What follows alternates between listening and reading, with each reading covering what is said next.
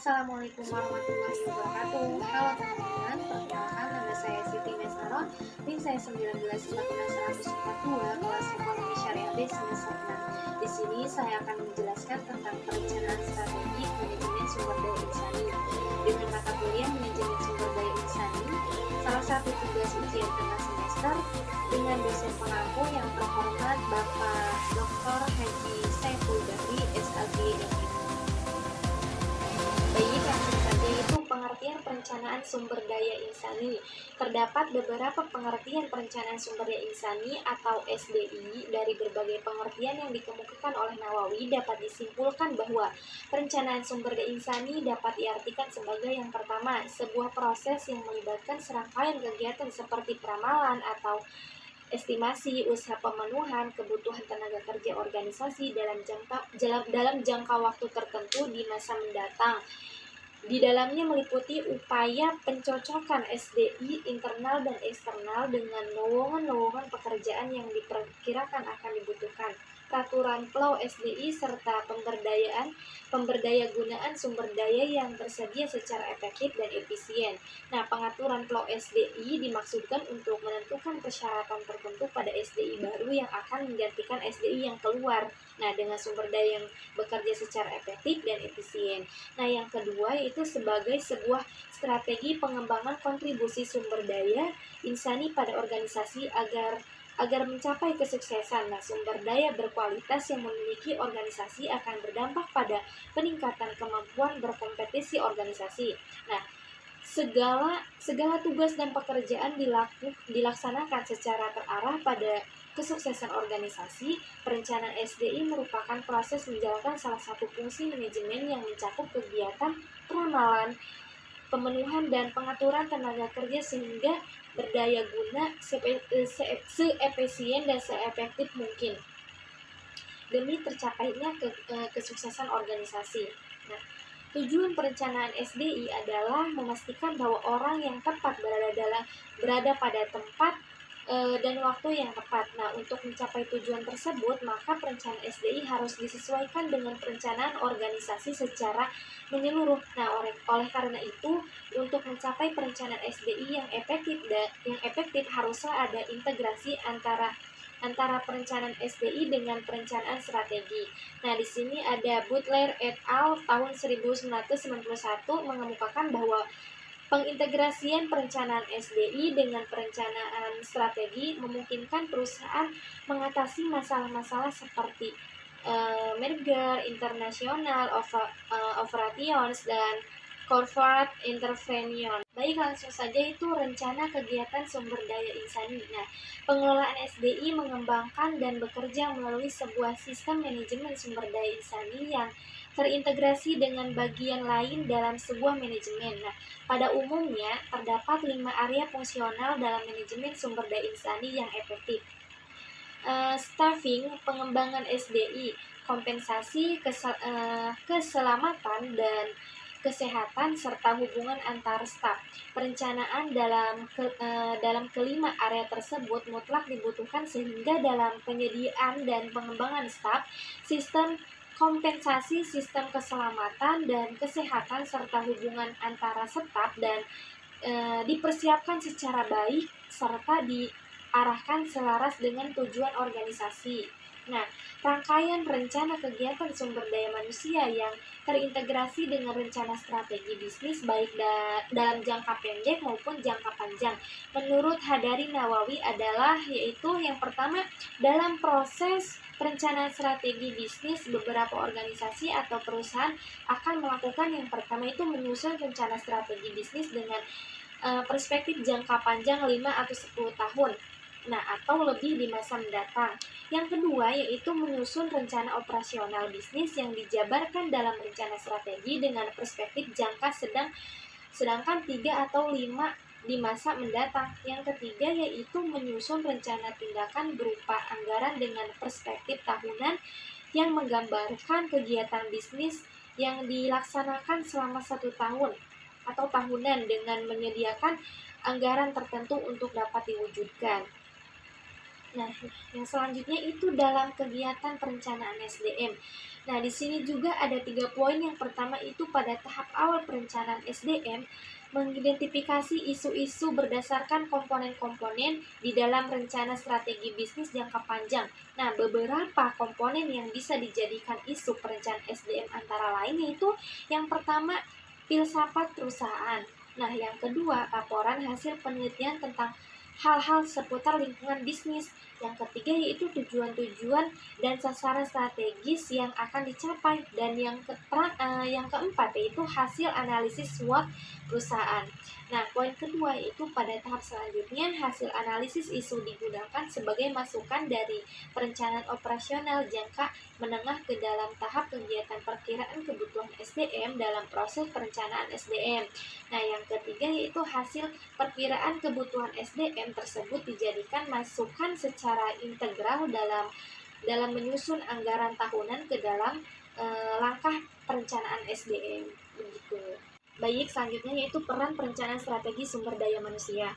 Nah, peran strategis perencanaan sumber daya manusia selayaknya dimulai dari analisa kompensasi sumber daya manusia saat ini. Kemudian membandingkan dengan kebutuhan dan kualitas sumber daya manusia di masa mendatang.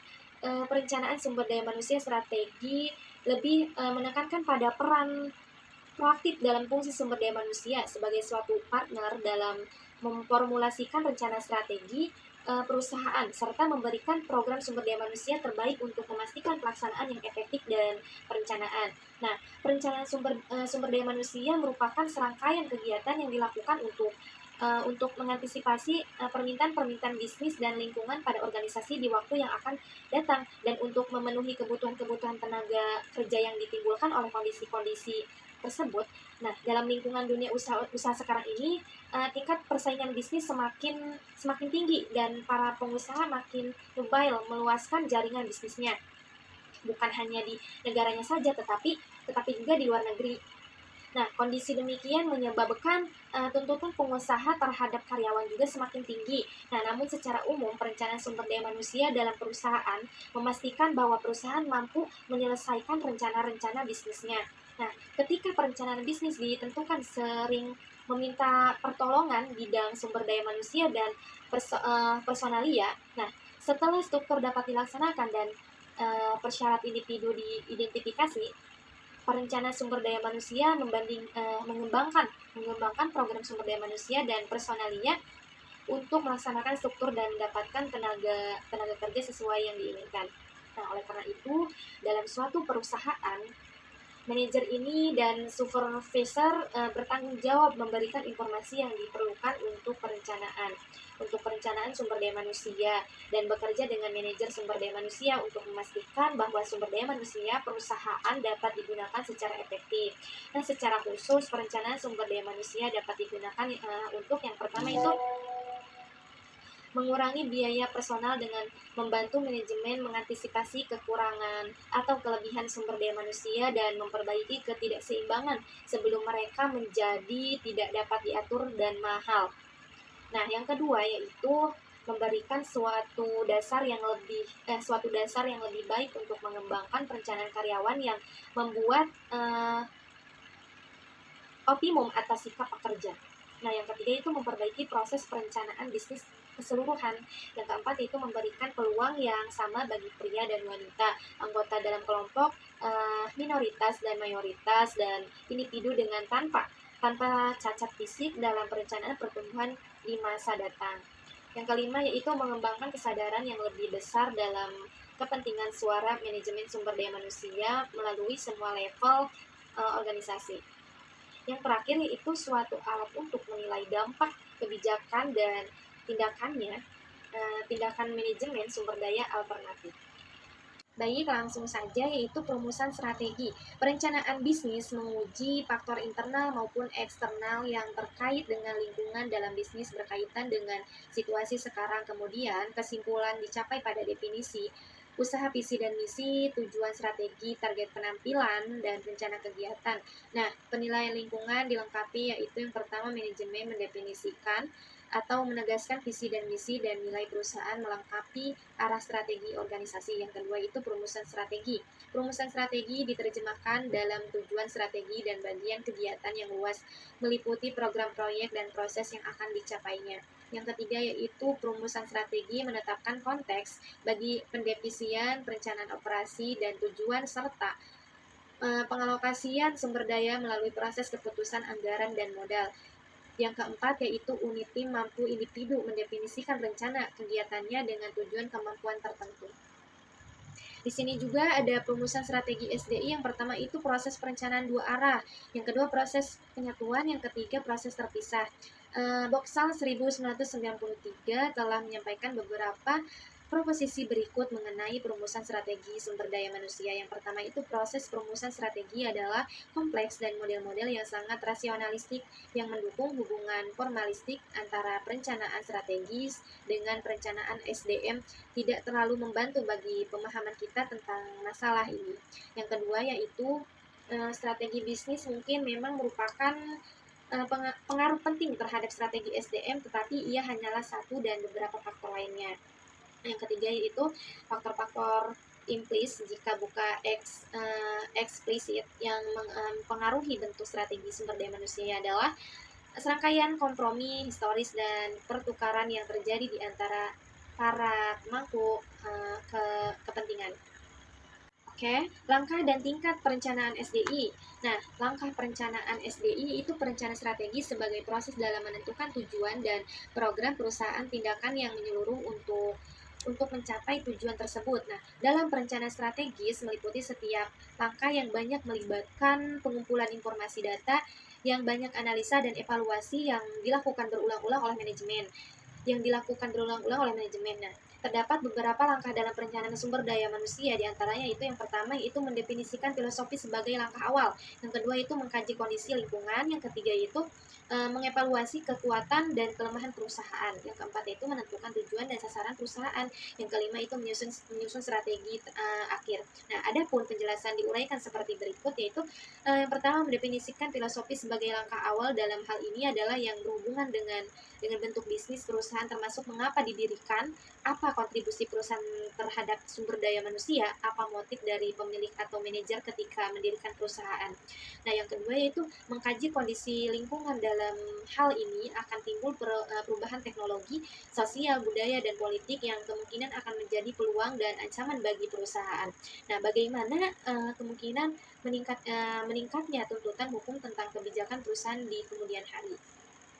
Yang ketiga yaitu mengevaluasi kekuatan dan kelemahan perusahaan. Nah, faktor menjadi penghalang dan menentukan alternatif pilihan atau tindakan, dan faktor apa yang kemungkinan akan menghambat atau merintangi strategi perencanaan. Yang keempat yaitu menentukan tujuan dan sasaran perusahaan. Dalam hal ini akan menimbulkan pertanyaan apa tujuan pemasarannya, bagaimana proyeksi laba, dan kapan investasi akan kembali, serta siapa segmen pasarnya gitu. Yang kelima yaitu yang terakhir menyusun strategi akhir. Nah, program-program apa yang akan dilaksanakan untuk mencapai tujuan operasional tersebut. Nah, selanjutnya yaitu tingkat perencanaan strategi. Nah, perencanaan strategi berhubungan dengan perspektif jangka panjang dan secara otomatis mengalir ke dalam perencanaan operasional perusahaan. Nah, perencanaan operasional memiliki perspektif perencanaan jangka menengah dan jangka pendek yang berkaitan dengan program tertentu yang merencanakan jenis jumlah SDM yang dibutuhkan. Nah, struktur organisasi, rencana sukses, dan pengembangan strategi SDM. Di samping rencana-rencana tersebut, untuk menetapkan rencana strategis yaitu pada dasarnya konteks perencanaan SDM terdiri dari 3 sub, yaitu yang pertama proses pembentukan data rekapitulasi untuk analisis dan simulasi untuk mendapatkan gambaran kekuatan sumber daya manusia yang ada saat ini. Yang kedua yaitu proses pengadaan SDM yang diikuti oleh cara penilaian atau kriteria penerimaan. Yang ketiga yaitu proses alokasi, relokasi SDM atau reemployment dengan menggunakan data administrasi yang ada. Dapat dianalisis informasi kebutuhan atau relokasi seorang karyawan ke tempat yang lebih tepat. Di sini juga ada contoh dari perencanaan yang memakai waktu selama 15 tahun sebagaimana yang dilakukan Nabi Yusuf alaihissalam, yang meliputi peningkatan produktivitas, penyimpanan dan pendistribusian bahan makanan dalam menghadapi krisis kelaparan dan kekeringan yang terjadi di Mesir dan sekitarnya. Dalam Al-Quran diterangkan surat Al-Hasyr ayat 18 yang berbunyi, A'udzubillahi minasyaitonirrajim, Bismillahirrahmanirrahim.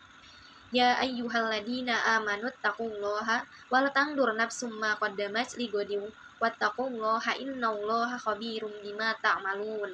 Yang artinya, hai orang-orang yang beriman, bertakwalah kepada Allah dan hendaklah setiap diri memperhatikan apa yang telah diperbuatnya untuk hari esok atau akhirat. Dan bertakwalah kepada Allah, sesungguhnya Allah yang maha mengetahui apa yang kamu kerjakan. Mungkin itu saja dari saya, kurang dan lebihnya saya minta maaf, dan semoga apa yang saya sampaikan bisa bermanfaat bagi kita semua, terkhusus kepada teman-teman semua. Wallahul muwaffiq ila aqwamit thoriq. Wassalamualaikum warahmatullahi wabarakatuh.